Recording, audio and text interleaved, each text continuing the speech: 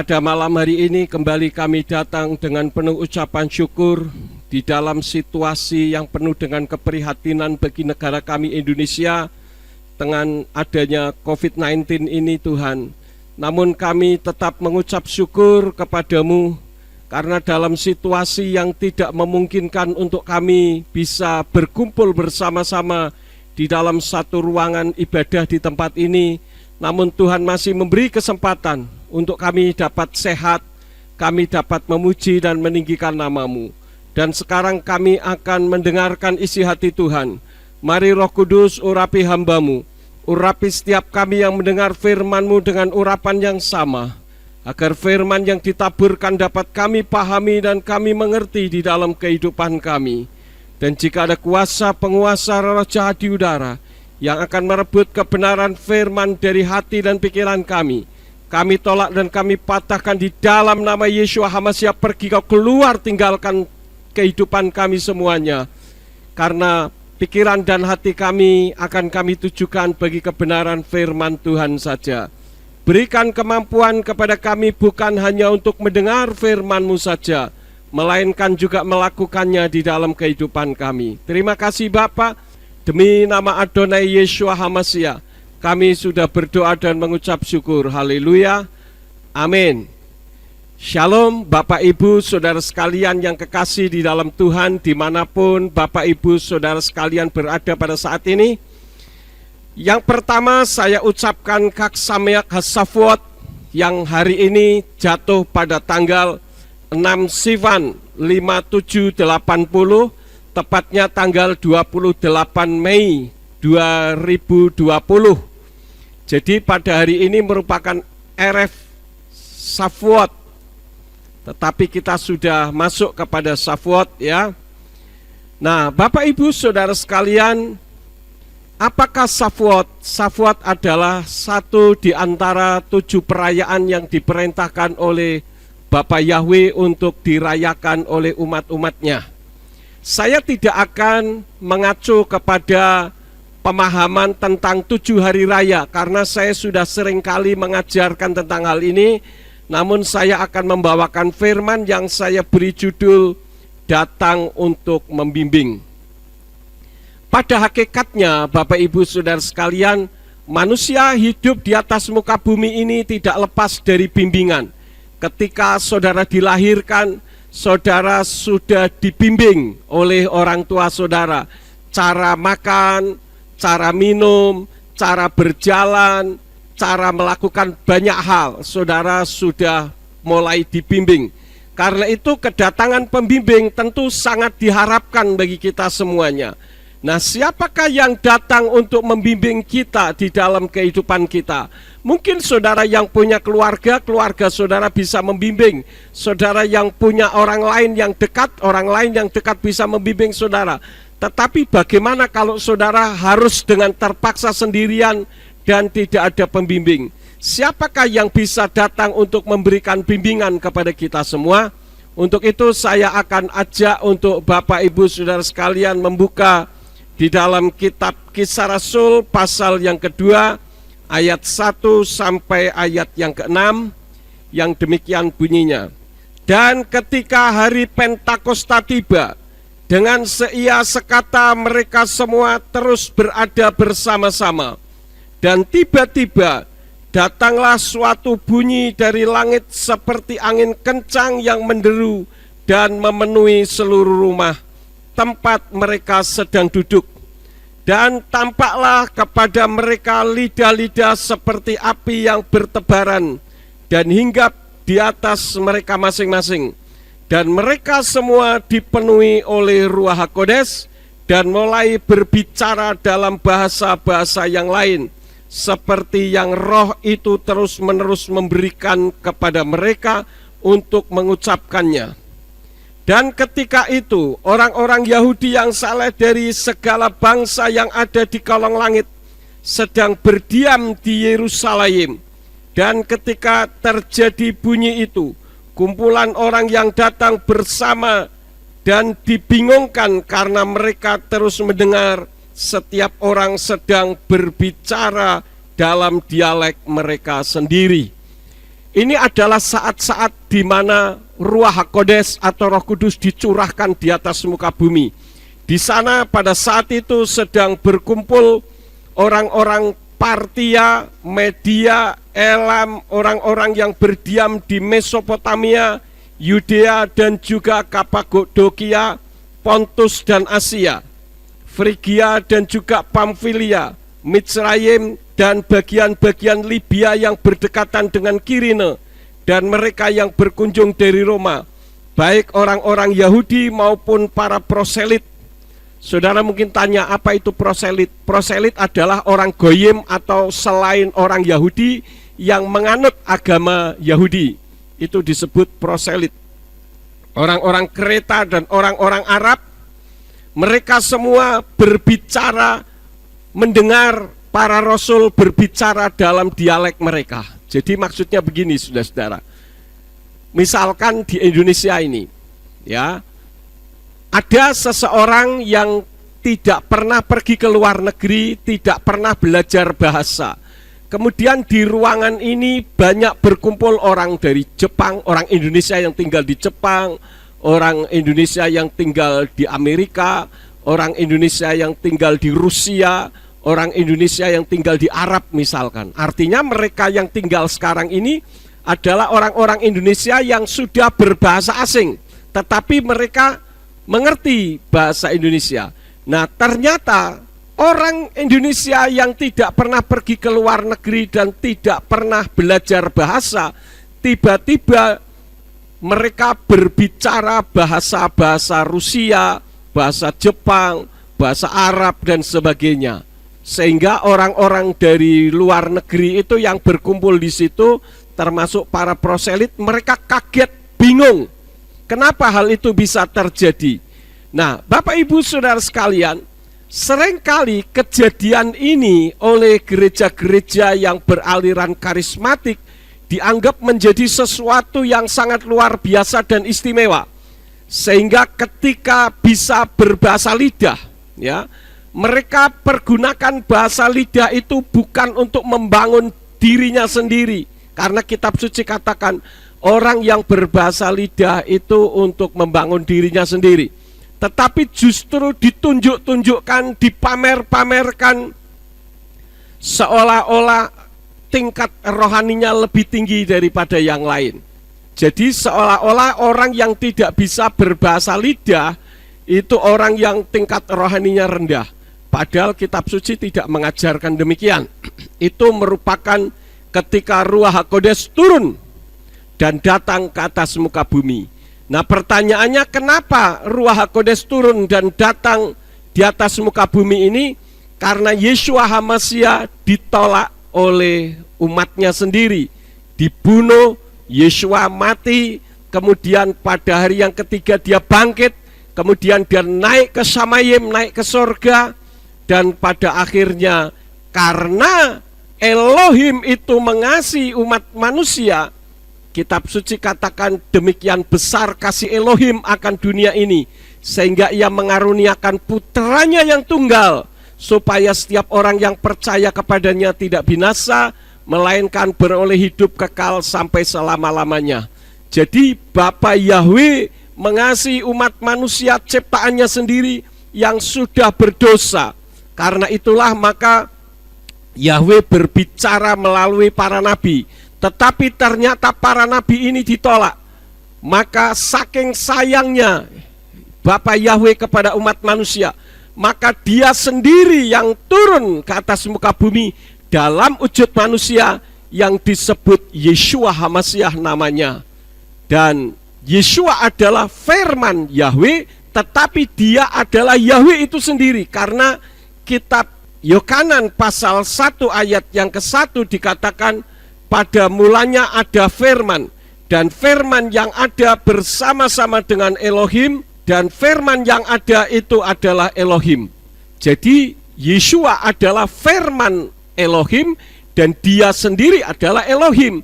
Tidak lain, Yeshua HaMasiah adalah Yahweh itu sendiri yang turun ke atas muka bumi dalam wujud manusia. Sekali lagi saya ingatkan bahwa Yeshua itu bukan 100% manusia, tetapi 100% berwujud manusia. Paham ya saudara-saudara? Nah, artinya saking sayangnya Yahweh kepada manusia, maka Yahweh turun ke atas muka bumi dalam wujud manusia untuk berbicara kepada manusia, supaya setiap orang yang percaya kepadanya tidak binasa, melainkan beroleh hidup kekal selama-lamanya. Tapi ternyata umat manusia tidak bisa menerima ketika Yeshua menyamakan dirinya sebagai pribadi Yahweh itu sendiri. Maka Yeshua dipersalahkan, dianggap menghujat. Kemudian Yeshua dibunuh dengan cara disalib. Kemudian dia mati, pada hari yang ketiga dia bangkit, kemudian dia naik ke Shamayim, naik ke sorga, kembali ke tempat awalnya dia turun. Tetapi saking sayangnya Tuhan kepada umat manusia, maka Tuhan turun lagi dalam wujud yang berbeda, yaitu Ruach HaKodes yang disebut Immanuel. Immanuel itu bahasa Ibrani dari kata imuna, anaknu Elohim, artinya Elohim yang berdiam di dalam kita. Jadi Bapak Ibu Saudara sekalian, ini merupakan bukti bahwa Elohim mengasihi manusia dan dia ingin terus berada di sekitar manusia yang dikasihinya. Tetapi ketika Yeshua ada di atas muka bumi, maka Yeshua ada di antara murid-muridnya. Tetapi ketika Yeshua dibunuh, kemudian dia mati, lalu dia bangkit dan dia kembali ke Shamayim, kembali ke sorga, maka dia pribadi yang sama itu turun ke atas muka bumi ini dalam wujud yang berbeda. Dia bukan di antara umat-umatnya, tetapi dia justru yang berada di dalam hati manusia. Itulah yang disebut dengan Immanuel. Kenapa? Karena dia rindu sekali untuk membimbing manusia supaya berada di jalan yang benar. Karena di balik kehidupan ini ada kehidupan yang akan datang. Kehidupan yang ada di atas muka bumi ini adalah kehidupan sementara, tetapi kehidupan di balik kematian kita adalah kehidupan yang kekal. Dan Tuhan menghendaki kita hidup kekal di dalam kerajaan Shamayim, kerajaan sorga bersama dengan dia. Bukan hidup kekal dalam penderitaan di neraka yang disiksa bersama dengan setan-setan. Itu yang Tuhan mau. Oleh karena itulah maka Ruach HaKodes turun. Jadi pada hari Pentakosta, ketika mereka merayakan Pentakosta, Ruach HaKodes turun dalam wujud seperti lidah-lidah api yang ada pada murid-murid pada saat itu yang disebut Rasul, untuk memberikan bimbingan kepada mereka. Nah, bimbingan yang bagaimanakah ketika Ruach HaKodes datang ke atas muka bumi ini? Saya sampaikan ada 4 hal. Yang pertama adalah membimbing, memberikan pengertian. Pengertian apa? Yang pertama adalah pengertian secara jasmani, untuk bisa hidup dengan lebih bijaksana. Saya ajak Bapak Ibu Saudara sekalian untuk membuka di dalam kitab Titus. Titus pasal yang kedua, ayat 11 sampai ayat yang ke-12, yang demikian bunyinya. Karena anugerah Elohim yang menyelamatkan sudah ditampakkan kepada semua orang, ketika mengajari kita supaya dengan menyangkal kefasikan dan keinginan duniawi, kita dapat hidup bijaksana, adil dan saleh pada masa sekarang ini. Jadi Ruach HaKodes turun di dalam kehidupan manusia supaya manusia hidup dengan bijaksana. Contohnya, tidak usah jauh-jauh, pribadi kehidupan saya saja. Dulu waktu saya masih remaja, pemuda, hidup saya tidak bijaksana. Saya suka ngebut, naik sepeda motor, bahkan saya pernah turun di sirkuit Ancol di Jakarta. Walaupun tidak pernah menang, tetapi saya suka dengan perbuatan itu. Bahkan ketika saya naik kendaraan, kemudian ada mobil besar yang mengambil jalan saya tidak segan-segan melempar batu kepada mereka. Ini adalah kehidupan yang tidak bijaksana. Saya tidak pernah berpikir naik sepeda motor ngebut, kalau jatuh kemudian patah tangan, kaki ataupun kepala hancur, mati, berarti mati sia-sia. Saya tidak pernah berpikir seperti itu. Demikian pun mungkin saudara sekarang ini hidupnya tidak bijaksana.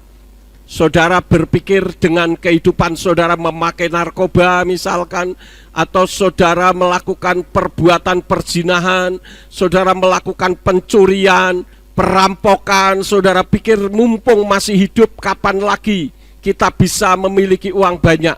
Itu adalah bukan kehidupan yang bijaksana.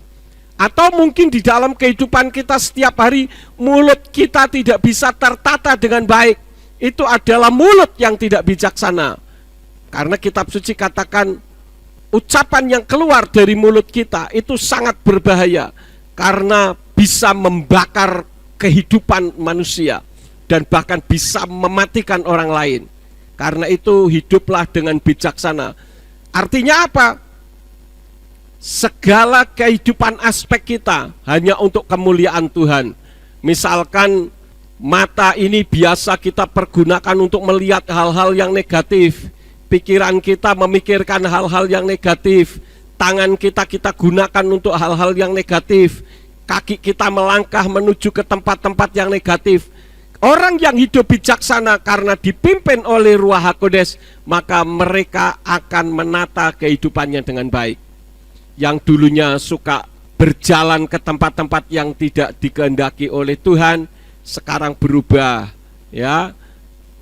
Dulu memikirkan sesuatu yang tidak baik, memikirkan hal-hal yang negatif, kemudian berubah memikirkan hal-hal yang positif. Kenapa? Karena apa yang kita pikirkan itulah yang seringkali terjadi di dalam kehidupan kita. Kitab suci katakan di dalam kitab Iyyub bahwa apa yang kita pikirkan itu yang terjadi dalam kehidupan kita, yang akan mendatangi kita. Karena itu pikirkanlah hal-hal yang positif, pikirkanlah hal-hal yang bijaksana, sehingga saudara kehidupannya akan berguna bagi orang lain. Saudara ucapannya bisa membimbing orang lain. Saudara bisa melakukan banyak hal yang bisa memberkati orang lain, bukan mendapatkan celaan daripada orang lain. Ini yang Tuhan kehendaki di dalam kehidupan kita.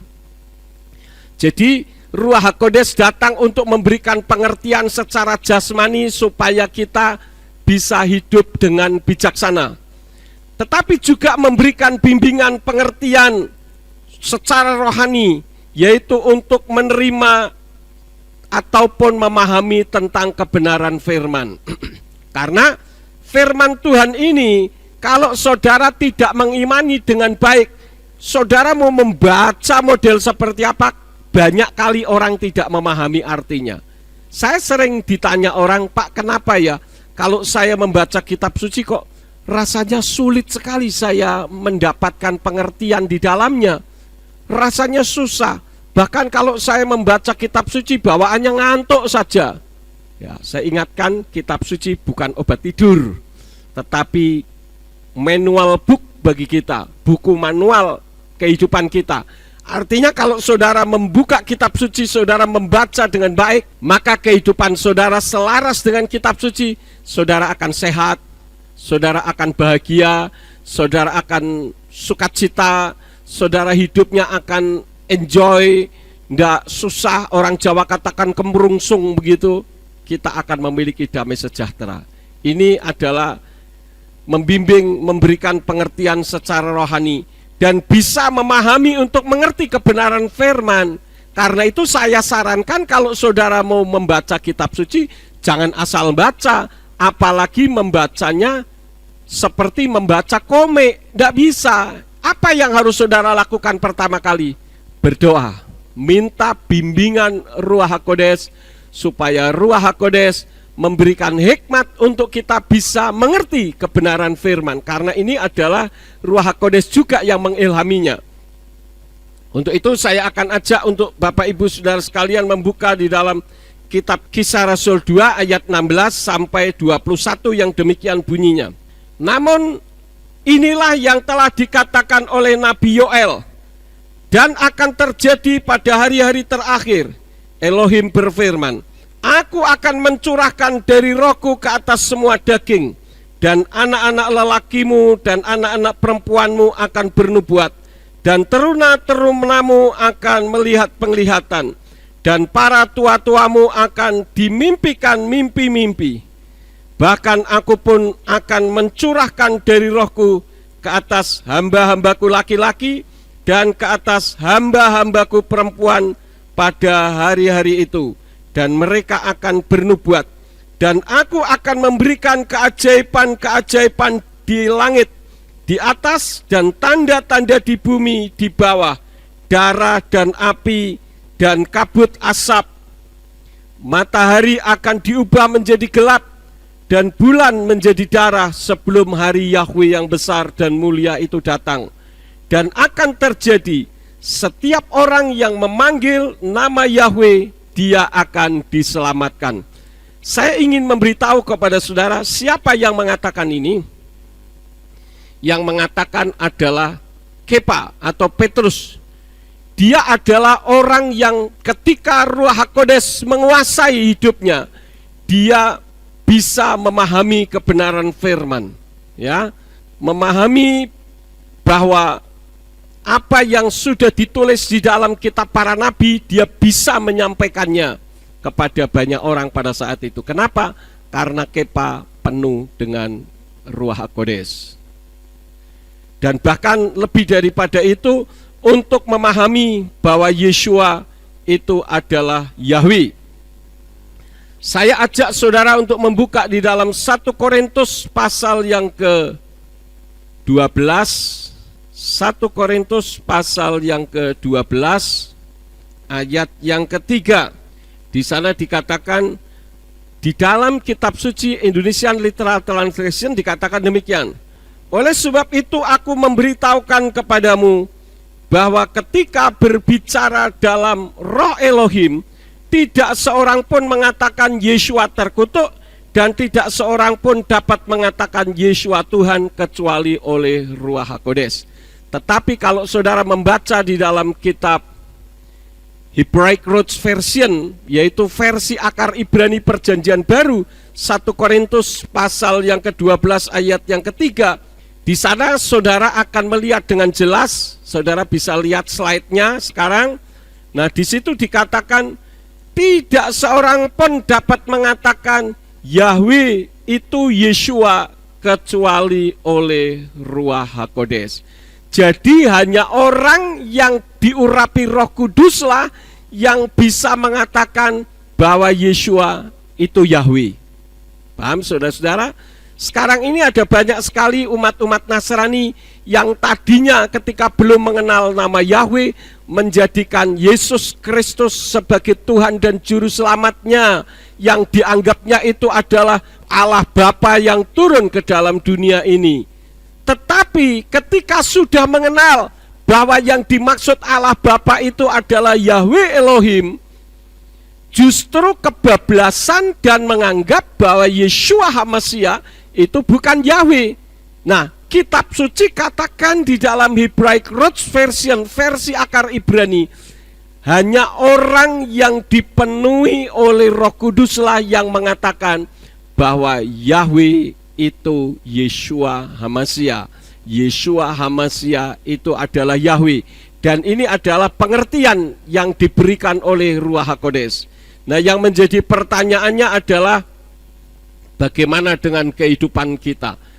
Bisakah kita menerima perubahan yang selama ini mungkin sudah terkonsepkan di dalam kehidupan saudara, sehingga saudara harus mengubah statement saudara dulu? Bagi saya tidak masalah. Saya sudah pernah katakan, maklum dulu saya tidak memahami kitab dari kitab berbahasa Ibraninya, sehingga saya katakan bahwa Yeshua HaMasiah itu 100% manusia dan 100% Elohim atau 100% Tuhan. Tetapi setelah saya memahami dari kitab suci yang berbahasa Ibrani, statement saya tidak tepat, karena Yeshua itu bukan 100% manusia, tetapi 100% berwujud manusia, dan dia 100% Elohim. Nah, kesalahannya kembali karena manusia hanya menyoroti Yeshua dalam wujudnya sebagai manusia. Itu pun bukan disoroti Yeshua dalam wujudnya manusia, tetapi Yeshua yang adalah 100% manusia, sehingga pada akhirnya orang meninggalkan Yeshua. Padahal Yeshua itu Elohim. Di beberapa khotbah saya terdahulu, saya sudah sampaikan bahwa Yeshua itu 100% berwujud manusia dan 100% Elohim. Artinya Yeshua itu bukan manusia, hanya wujudnya saja manusia, Bapak Ibu Saudara sekalian. Dan ketika saya mengajarkan ini, ada orang yang bertanya kepada saya begini, Pak, bagaimana kalau saya dulu mengenalnya hanya Allah Bapa dan Yesus Kristus, saya tidak mengenal Yahweh dan Yeshua HaMashiach Ruach HaKodes. Saya ingatkan bahwa Yahweh, Yeshua HaMashiach dan Ruach HaKodes itu bukan 3, tetapi 1. Saya ajak untuk kita membuka saja di dalam 1 Yohanes 5 ayat yang ke-7. Di sana dikatakan, sebab ada 3 yang bersaksi di sorga atau di Samayim, Bapa, yaitu Yahweh, Firman, yaitu Yeshua yang sedang berfirman kepada manusia, dan Ruach HaKodes, dan ketiganya ini adalah 1. Jadi umat Nasrani, orang Kristen itu Tuhannya 1, bukan 3. 1 pribadi dalam 3 manifestasi, bukan 3 pribadi dalam 1 manifestasi. Atau istilah Tritunggal. Sekali lagi, Tritunggal itu diciptakan oleh bapak-bapak gereja untuk menyatakan kebagaimanaan Tuhan, bukan keberapaan Tuhan. Tetapi karena manusia terikat dengan istilah 1 dan 3, maka orang jadi terkontaminasi dengan istilah bilangan. Sebetulnya yang benar adalah Tuhan itu bagaimana. Nah, ini diciptakan oleh bapak-bapak gereja. Jadi Yeshua adalah Yahweh, Yahweh adalah Yeshua, Ruach HaKodes adalah Yahweh, Ruach HaKodes adalah Yeshua. Tadi ayatnya saya sudah sampaikan. Dan itu kitab suci, bukan saya yang ngomong, saudara-saudara. Kalau kitab suci saja sudah saudara salahkan, wah, saya pikir semua orang perlu belajar dari saudara. Bahkan mungkin Yeshua pun perlu belajar dari saudara. Ya. Jadi apa yang saya sampaikan ini tertulis di dalam kitab suci, bukan asal keluar dari mulut saya. Nah, ketika Yeshua datang ke dalam dunia tetapi ternyata ditolak, dia dibunuh, mati, dia bangkit dan dia naik ke sorga. Dia kembali lagi untuk memberikan bimbingan kepada kita bahwa Tuhan itu 1. Ya, istilah Tritunggal itu adalah dia disebut Bapa karena dia menciptakan langit dan bumi, namanya adalah Yahweh.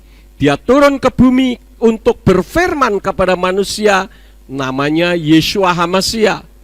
Kemudian dia dibunuh, dia mati, dia bangkit, dia naik lagi ke Samayim, dia turun lagi, disebut Immanuel, Imuna Anaknu Elohim. Dan itulah yang dinamakan dengan Ruach HaKodes. Jadi Bapak Ibu Saudara sekalian, kalau orang yang bertanya kepada saya, lalu bagaimana Pak dengan saya dulu yang kenalnya hanya Allah Bapa dan Yesus Kristus? Apakah orang tua saya yang dulu hanya mengenal itu sudah mati, matinya masuk surga atau masuk neraka? Saya bilang coba kita membuka di dalam kitab Ibrani pasal yang ke-10 ayat yang ke-26.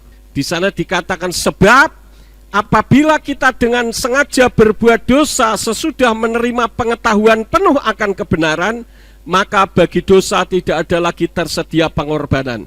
Artinya, kalau dulu saudara hanya mengenalnya Allah Bapa dan Yesus Kristus katakanlah, kemudian saudara dipanggil Tuhan, mati, ya saudara masuk surga. Kenapa? Karena Yesus Kristusnya adalah juru selamat. Kenapa ada Yesus Kristus? Karena kitab suci berbahasa Yunani tidak mengenal huruf YHWH, sehingga huruf Yod diganti menjadi iota. Kemudian karena Yesus ini adalah kata belakangnya ada osnya, itu pengagungan terhadap orang laki-laki terhormat di Yunani, maka dari Yeshua menjadi Yesus. Tetapi yang jadi masalahnya ketika saudara sudah mengenal, mendapatkan pengetahuan bahwa Yeshua itu adalah nama aslinya, ya sebaiknya menggunakan nama yang asli saja. Kalau saya begitu, lebih baik. Kenapa? Karena kalau kita membeli emas pun, saudara mintanya emas yang palsu, emas imitasi, atau emas yang asli. Saya yakin saudara akan memilih emas yang asli. Pak, tapi nama Yesus Kristus ada mujizat loh. Benar, saya juga mengakui dengan nama Yesus ada mujizat. Coba kita renungkan.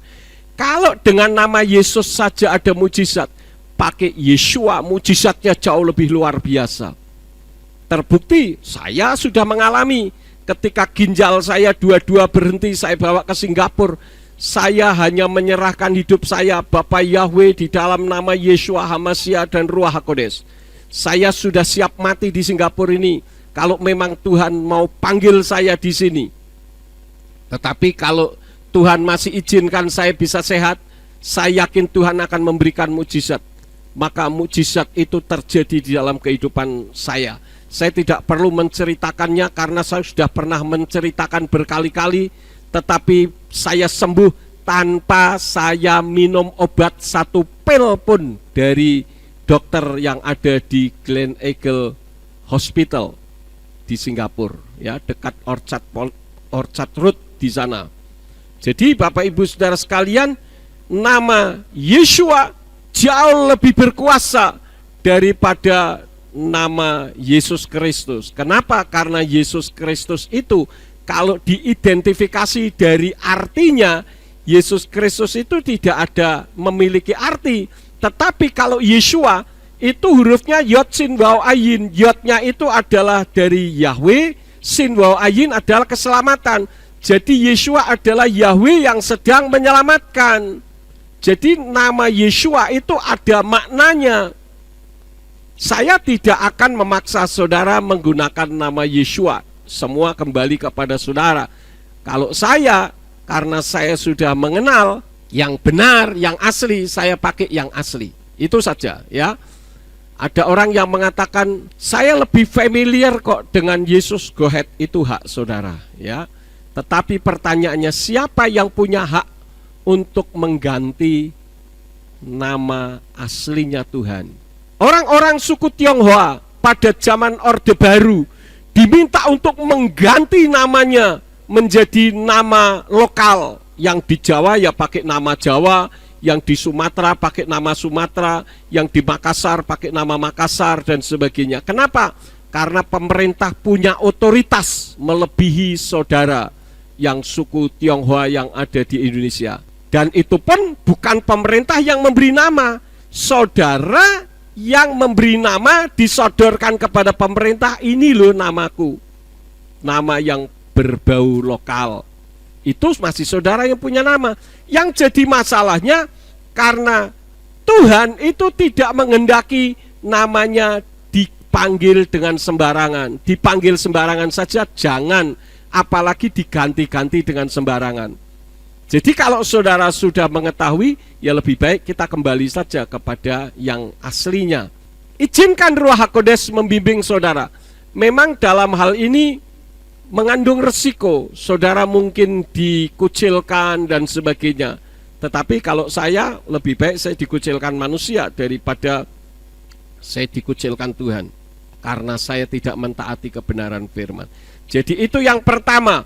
Ruach HaKodes datang untuk memberikan bimbingan supaya kita lebih mengerti tentang kehidupan, baik secara jasmani maupun secara rohani. Yang kedua, Ruach HaKodes datang untuk membimbing, memberikan keberanian. Salah satu contoh saya ajak untuk Bapak Ibu Saudara sekalian membuka di dalam kitab Matius atau Matius pasal yang ke-26 ayat yang ke-74. Di sana dikatakan ini kehidupan Kepa atau Petrus, ya, ketika Yeshua ditangkap. Kemudian dia mulai mengutuk dan bersumpah, aku tidak mengenal orang itu, dan tiba-tiba berkokoklah ayam jantan. Jadi Yeshua sudah memberikan peringatan kepada Kepa, kepada Petrus. Karena Kepa katakan, Yeshua, kemanapun engkau pergi, aku siap mendampingimu. Kalau direkonstruksikan, bahkan mati pun aku siap.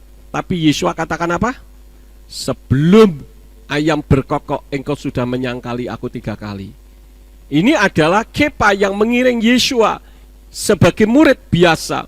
Tetapi saudara-saudara, ketika Kepa dipenuhi oleh Ruach HaKodes, ucapannya berubah. Padahal tadi dituduh oleh seorang anak kecil budak yang mengatakan, bukankah dia ini yang bersama-sama dengan orang itu? Wah, Kepa sudah mengalami ketakutan dan menyangkali Yeshua sampai 3 kali. Tetapi setelah Ruach HaKodes turun, apa yang terjadi? Di dalam Kisah Rasul pasal 2 ayat yang ke-14 sampai 15. Di sana dikatakan, namun Kepa sambil berdiri bersama ke-11 rasul, ia mengangkat suaranya dan berkata kepada mereka, hai para pria, orang-orang Yahudi dan semua orang yang tinggal di Yerusalem, biarlah ini menjadi hal yang diketahui olehmu, dan dengarkanlah perkataanku, sebab orang-orang ini tidaklah mabuk seperti yang kamu sangka, karena sekarang hari baru jam ketiga. Jadi Kepa ketika dituduh, wih itu sedang mabuk anggur, dia berdiri dan dia bicara di depan mereka semuanya. Tidak ada rasa ketakutan sama sekali. Nah, kitab suci mengajarkan kepada kita, ketika saudara sudah mengerti kebenaran tentang Yahweh, beranikah saudara untuk mengajarkan kepada orang lain? Atau saudara pikir, ya nanti kalau LAI mengubah saya baru mengubah. Ini saya pernah klarifikasi saudara-saudara. Ketika LAI berdiskusi dengan saya melalui salah satu konsultan penerjemahnya, mereka katakan, ya nanti kalau gereja-gereja mengubah, kami akan ubah. Gereja-gereja kalau ditanya nanti kalau LAI mengubah, ya kami akan mengubah. Ya sudah, tunggu-tunggu saja sampai Yeshua HaMashiach datang kembali untuk yang kedua kali. Kalau saudara penuh dengan Ruach HaKodes, saudara pasti berani mengatakan kebenaran ini. Ya. Karena apa? Di dalam kitab berbahasa Inggris saja tidak ada nama sesembahan lain yang selama ini disebut-sebut oleh umat Nasrani di Indonesia. Itu akibat kesalahan penerjemahan yang dilakukan oleh Abdullah bin Abdul Qadir Munshi. Tetapi kenapa itu justru yang dipertahankan, sementara yang benar tidak berani disampaikan? Ini karena apa? Takut. Dan orang yang takut, saya tidak peduli saudara mau pendeta besar dengan jumlah jemaat puluhan ribu, saya tidak takut. Kalau saudara masih belum berani mengajarkan kebenaran, bahkan menyebut nama Yahweh saja penuh dengan ketakutan, berarti Ruach HaKodes tidak ada dalam hidup saudara. Bukan saya mengatakan, tapi ini. Katakanlah saudara tidak mau menyebut Yahweh, katakanlah sebutnya Yod-Heh-Waw-Heh. Go ahead, tapi bukan berubah menjadi Allah. Dan ada orang yang confused, bingung. Dianggapnya ini budaya. Bagaimana nama bisa menjadi budaya? Jadi orang tidak bisa membedakan nama, sebutan, bahasa, dan budaya. Jadi dicampur aduk, tidak karu-karuan. Ada orang yang mengatakan, kalau Pak Yakub pakai Yahweh, kitab sucinya ganti saja pakai yang bahasa Ibrani. Loh, ini menunjukkan bahwa orang berpikir bahwa Yahweh itu bahasa. Yahweh bukan bahasa, Yahweh itu nama. Bahasa boleh bahasa apa saja. Paham saudara-saudara? Nah, yang jadi pertanyaannya, beranikah saudara menampilkan kebenaran dan menyampaikan kebenaran meski dimusuhi? Saya dulu jujur ketika mau mulai melangkah tahun 2000, saya berpikir 2 kali lipat. Kalau saya sampaikan ini, gereja akan mengalami keruntuhan yang luar biasa, dan mungkin juga saya akan bermasalah. Tetapi setelah saya renungkan, lebih baik saya bermasalah dengan manusia daripada saya bermasalah dengan Tuhan. Yang penting Tuhan kasih saya keberanian. Ketika para rasul pertama kali mengalami tekanan, apa yang rasul sampaikan? Mereka bukan berdoa, Tuhan tolonglah, Tuhan sembunyikan aku daripada orang-orang yang akan berbuat jahat, yang akan membunuh, yang akan menganiaya aku. Para rasul tidak mengatakan itu, tetapi kitab suci katakan, Tuhan berikan kepadaku roh keberanian untuk menyatakan kebenaran. Bagaimana dengan saudara? Kalau saudara tahu kebenaran tetapi tidak berani menyampaikan kebenaran. Kalau menurut saya pensiun saja jadi pemimpin rohani. Ya gampang saja. Saudara melayani karena takut keuangan saudara hancur, lebih baik keluar dari pemimpin rohani jadi pengusaha. Saudara pasti akan diberkati Tuhan. Ya. Ini karena Ruach HaKodes, saudara-saudara. Kepa yang tadinya ketakutan ketika dituduh anak kecil, dia kan bersama-sama dengan orang itu. Oh enggak, aku enggak kenal. Tetapi kenyataannya ketika Ruach HaKodes turun ke atasnya, dia berani menantang banyak orang. Dan dia katakan, aku tidak sedang mabuk anggur, tetapi sedang menggenapi kitab suci nubuatan para nabi. Wah, dia sampaikan dengan luar biasa. Itu hal yang kedua. Artinya apa? Saudara berani berkata tidak terhadap ketidakbenaran dan berani menyampaikan kebenaran meskipun harus mengalami banyak musuh di dalam kehidupan saudara. Itu hal yang kedua. Yang ketiga, ketika Ruach HaKodes datang, dia melakukan apa? Dia akan membimbing untuk mengubah sikap hati. Ya. Ketika Yeshua mati secara jasmani, murid-murid mengalami kekecewaan. Apa yang tertulis di dalam kitab suci? Mari kita membuka di dalam kitab Injil Yohanan pasal yang ke-21 ayat yang ketiga. Ini adalah kasus Kepa lagi, ya. Yohanan atau Yohanes 21 ayat yang ketiga dikatakan, Simon Kepa berkata kepada mereka, aku pergi menangkap ikan. Mereka berkata kepadanya, kami juga pergi bersamamu. Mereka keluar dan langsung naik ke dalam perahu, dan pada malam itu mereka tidak menangkap apapun. Kenapa Kepa bersama dengan murid-murid yang lain kembali menangkap ikan?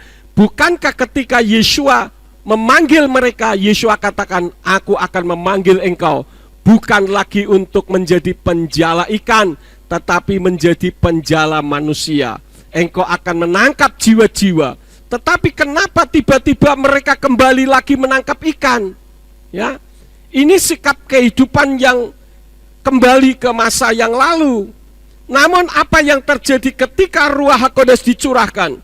Saya ajak untuk membuka di dalam kitab 1 Kepa, 1 Petrus pasal yang ke-1 ayat yang ke-12. Di sana dikatakan, kepada mereka hal itu telah disingkapkan, bahwa bukan bagi diri mereka sendiri, tetapi bagi kita. Mereka terus melayani hal-hal yang sama yang sekarang telah diberitahukan kepadamu melalui mereka yang telah menginjili kamu oleh Ruach HaKodes yang telah diutus dari Samayim atau dari sorga, yang terhadap hal-hal itu para malaikat sangat ingin menyelidikinya.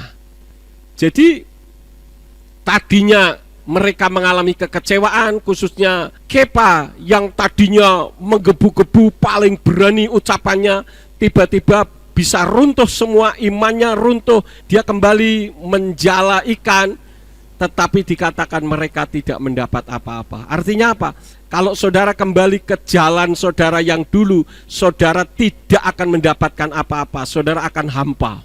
Ada orang-orang yang melayani tetapi kecewa. Oh banyak saudara-saudara. Saya kecewa di dalam melayani Tuhan karena bla bla bla bla bla. Banyak. Dan ada orang-orang yang share kepada saya tentang hal itu. Lalu apakah sebaiknya saya kembali saja? Saya bilang kalau Anda kembali, Anda tidak akan mendapatkan apa-apa, bahkan kerugian besar. Ya, kenapa? Seperti Yonah, ketika dia diutus ke Niniwe, ya, dia lari ke Tarsis, dia sembunyi dari Tuhan. Ini kan orang bodoh, saudara-saudara. Masa manusia bisa bersembunyi dari Tuhan, melarikan diri dari Tuhan? Tuhan tahu, karena Tuhan ada di segala tempat. Dia maha hadir, omnipresent. Jadi kemanapun saudara pergi, jangan kembali ke jalannya yang lama. Mungkin saudara kecewa, coba introspeksi diri. Kenapa saya melayani Tuhan bisa mengalami kekecewaan ini? Yang pasti karena sikap hati dan motivasinya perlu ditata ulang. Kalau orang yang memiliki sikap hati dan motivasi yang benar, maka dia tidak akan pernah mengalami kekecewaan. Kalau bicara soal kekecewaan, saya orang yang paling kecewa. Sayalah yang dikecewakan oleh para pendeta di seluruh Indonesia, kebanyakan, termasuk para majelis-majelis gereja yang menuding saya mengajarkan ajaran sesat. Loh, yang saya ajarkan semua berasal dari kitab suci, saudara-saudara. Kenapa saya dikatakan sesat? Sesatnya di mana? Sedangkan yang mereka pertahankan satu nama, yaitu Allah. Tidak ada satupun di dalam kitab suci berbahasa Ibrani. Dalam bahasa Inggris saja tidak ada. Tapi mereka pertahankan mati-matian. Malah justru yang dianggap benar. Memang dunia ini sekarang berbolak-balik. Yang benar jadi salah, yang salah jadi benar. Ya, hati-hati saudara-saudara. Hanya orang yang penuh dengan Ruach HaKodes yang punya keberanian untuk menyatakan kebenaran. Saya waktu belajar S3, saya dididik untuk berani berkata tidak terhadap orang lain. Resensi buku-buku yang saya harus menyanggahnya, mencari kelemahannya, itu adalah buku-buku yang ditulis para profesor. Itu harus dicari kelemahannya. Artinya apa? Harus berani mengatakan tidak terhadap sesuatu yang tidak benar. Jadi lebih baik mengalami permasalahan. Ketika Ruach HaKodes dicurahkan, maka Kepa berubah. Dia melayani Yeshua HaMasiah seperti yang tadi dikatakan di dalam 1 Kepa 1 ayat yang ke-12. Salah satu contoh yang lain, ketika Ruach HaKodes turun di dalam kehidupan manusia, datang terhadap manusia yang dialami oleh Rabi Saul. Contoh, kita membuka di dalam Kisah Rasul pasal yang ke-9 ayat yang ke-1 sampai ayat yang ke-2. Di sana dikatakan, dan Saulus bahkan sambil terus menebarkan ancaman dan pembunuhan terhadap murid-murid Tuhan, seraya menghadap kepada imam besar, ia meminta darinya surat-surat ke Damaskus, ke sinagoga-sinagoga, supaya jika dia menemukan beberapa orang yang berada pada jalan itu, baik pria maupun wanita, dia dapat menyeretnya ke Yerusalem dengan terbelenggu. Jadi Rabi Saul ini berusaha untuk mendapatkan surat kuasa, mendapatkan otoritas dari pejabat-pejabat pemerintah supaya bisa melibas murid-murid Yeshua. Bolehlah, katakanlah dia dapat surat itu. Bolehlah dia menjadi orang yang hebat, yang ditakuti, tetapi tidak menghadapi Tuhan. Akibatnya apa? Kita melihat ketika Rabi Saul dengan amarahnya yang membara, dia akan menganiaya murid-murid Yeshua HaMasiah. Tiba-tiba Yeshua datang kepadanya dalam suatu cahaya dalam perjalanannya ke Damaskus. Sampai akhirnya dia dibimbing oleh Ruach HaKodes untuk mengubah sikap hatinya yang dulu membenci terhadap murid Yeshua HaMasiah. Pada akhirnya apa yang dia lakukan? Saya ajak saudara untuk membuka di dalam kitab Filipi pasal yang ke-1 ayat yang ke-21. Di sana dikatakan, sebab bagiku hidup itu HaMasiah dan mati keuntungan. Dulu dia berusaha untuk membunuh, menganiaya orang-orang Nasrani, pengikut orang dari Nazaret, yaitu Yeshua HaMasiah. Ketika Ruach HaKodes turun, maka konsep kehidupannya berubah, ya. Sikap hatinya berubah, sehingga dia mau melakukan untuk Tuhan, bahkan bila perlu mati sekalipun. Bahkan dia katakan, bagiku hidup hanya untuk HaMasiah, mati adalah keuntungan. Ini terjadi perubahan. Nah, bagaimana dengan kehidupan saudara? Apakah saudara hidup ini semata-mata hanya untuk materi? Saudara hidup semata-mata hanya untuk keuangan, untuk kesenangan jasmani saja? Ataukah saudara melakukan sesuatu yang bisa menyenangkan hati Tuhan? Ada banyak hal saudara bisa melakukan sesuatu yang berguna untuk menyenangkan hati Tuhan dan bisa berguna bagi orang lain. Saudara bisa lakukan, dan itu hanya bisa terjadi ketika saudara berserah dan mengizinkan Ruach HaKodes tinggal di dalam kehidupan saudara. Itulah makna daripada Pentakosta, saudara-saudara. Yang keempat, membimbing di dalam kesulitan. Ya, jadi ketika saudara dalam kesulitan dan Ruach HaKodes datang kepada saudara, saudara meminta bimbingannya, maka dalam kesulitan itu Ruach HaKodes akan memberikan bimbingan. Saat Noah di dalam bahtera, saudara coba perhatikan apa yang ganjil dari bahtera Noah. Di Amerika ada satu situs, orang membuat bahtera Noah, bahtera Nuh, yang dengan perbandingan 1:1. persis sama besarnya. Nah, Bapak Ibu Saudara sekalian, saya melihat bahwa Bahtera Noah ini tidak ada jendela yang dipakai untuk melihat ke kanan ke kiri. Mungkin kalau saat itu Noah membuat bahtera ada jendelanya, ketika air bah melanda, maka Noah bisa mengalami ketakutan yang luar biasa karena melihat gelombang yang demikian mengerikan, karena Bapa Yahweh marah terhadap umat manusia yang sudah berbuat jahat. Tetapi dia hanya melihat ke atas, karena hanya ataslah tempat yang terbuka. Nah, bagaimana dia mendapatkan bimbingan? Dikatakan bahwa Noah waktu itu melepaskan burung merpati. Saya berpikir, kenapa burung merpati yang dilepaskan? Kenapa bukan burung gagak, burung jalak, burung kutilang, atau burung perkutut misalkan? Kenapa kok burung merpati? Ternyata saudara-saudara, burung merpati itu berbicara tentang Ruach HaKodes. Di dalam kitab Lukas pasal yang ketiga ayat yang ke-22, di sana ketika Yeshua dibaptis, maka ada suara datang dari Samayim dan ada burung merpati. Apakah itu? Di dalam ayat yang ke-22 katakan, dan Ruach HaKodes turun ke atasnya dalam wujud lahiriah seperti seekor burung merpati, dan terdengarlah suara dari langit yang berkata, Engkaulah putraku yang terkasih, kepadamu aku berkenan. Jadi merpati ini lambang dari Ruach HaKodes. Artinya ketika saudara mengalami masalah, saudara tidak bisa toleh kanan, tidak bisa toleh kiri. Saudara hanya bisa melihat ke atas, tempat di mana Yahweh Elohim Besem Yeshua HaMashiach Ruach HaKodes tinggal. Maka datanglah pertolongan di dalam kehidupan saudara. Dulu tahun 2001 ketika saya sudah mulai teraniaya karena saya memberitakan nama Yahweh, saya tidak bisa menoleh kemana-mana. Ke kanan, ke kiri, semua mengutuk saya, semua mencibirkan, bahkan memfitnah saya habis-habisan. Saya hanya naikkan doa dan pujian kepada Bapa Yahweh. Saya katakan, Tuhan, saya sudah memberitakan kebenaran firman-Mu, buktikan bahwa apa yang saya sampaikan itu benar dan bukan merupakan sesuatu yang sesat. Ada orang yang mengatakan, biar aja, nanti kalau yang disampaikan Pak Yakub itu tidak benar kan akhirnya akan sirna sendiri. Sekarang saudara bisa lihat, apakah pemberitaan tentang nama Yahweh sirna? Tidak, semakin besar. Bahkan sekarang bukan hanya melanda Indonesia, tapi melanda dunia. Masihkah saudara menganggap ini sesuatu yang sesat? Saudara perlu minta bimbingan Ruach HaKodes. Ya, jadi Bapak Ibu Saudara sekalian, itulah pentingnya Ruach HaKodes di dalam kehidupan kita. Dia datang untuk memberikan bimbingan di dalam kehidupan kita. Saya tidak akan memperpanjang firman.